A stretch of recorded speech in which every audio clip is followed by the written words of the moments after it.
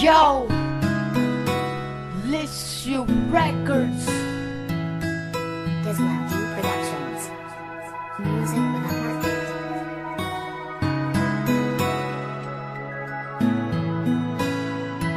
Mutuon ako karon na walay forever. Ang mga saad niya tanan kay gi-surrender. Ibiyaan ko sa ako ang gihigugma tungod ra sa gamay namong problema. Sinugdanan kami nagkaila kaysa among barangay na aman tuligda. Dito nagsugod ang tanan kay kuno siya sa ako anay nabatian. Nilabay ang duha ka bulan hangtod sa kaming duha nagka-developan. Nisugot na ko nga iyang panguyaban kay siya naman ang gipangita sa akong dughan. Mutuon ako karon na walay forever.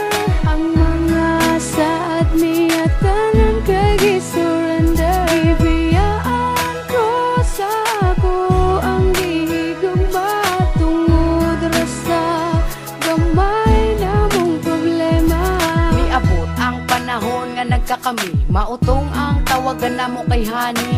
Grabe, di masulti akong kalipay. Kay abi na ko sa iya, dili ko magmahay.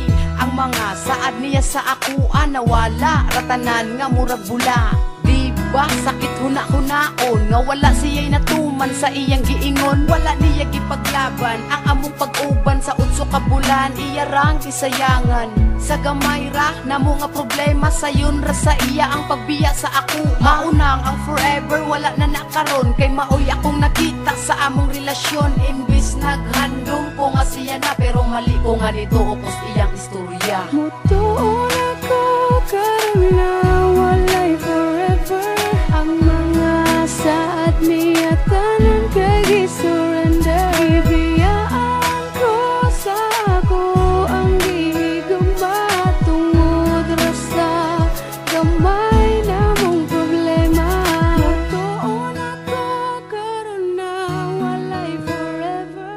Ang mga saad niya tanan kay gi-surrender. Ibiyaan ko sa ako Music ang with a heartbeat. gihigugma Please subscribe and share with your friends to get the latest beats on YouTube.